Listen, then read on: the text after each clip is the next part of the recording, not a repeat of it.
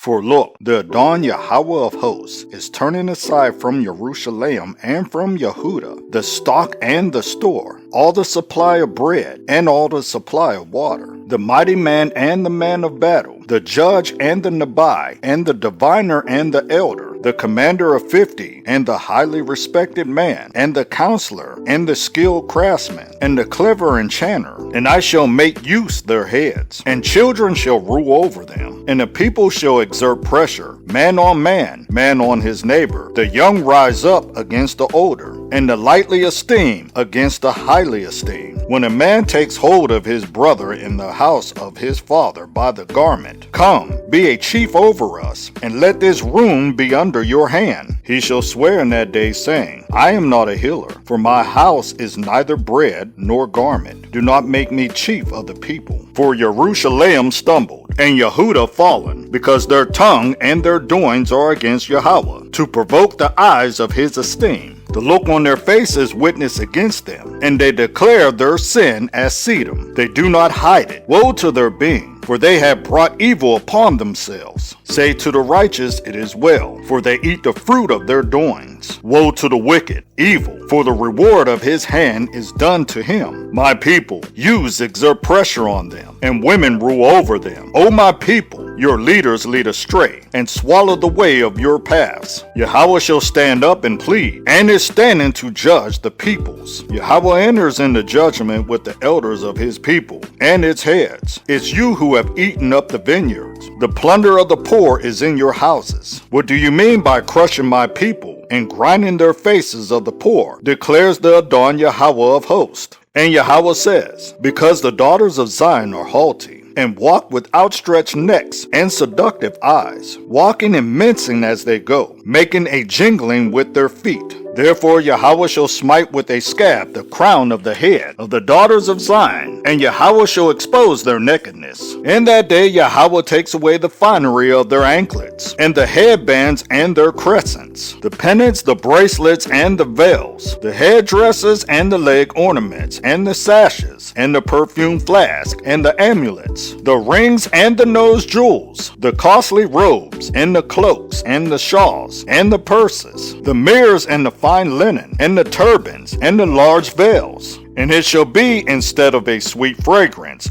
a smell of decay, and instead of a belt, a rope, and instead of braided curls, baldness, and instead of festal robe, a girding of sackcloth, and branding instead of loveliness. Your men shall fall by the sword, and your strength in battle, and her gates shall lament and mourn, and she, deserted, shall sit on the ground.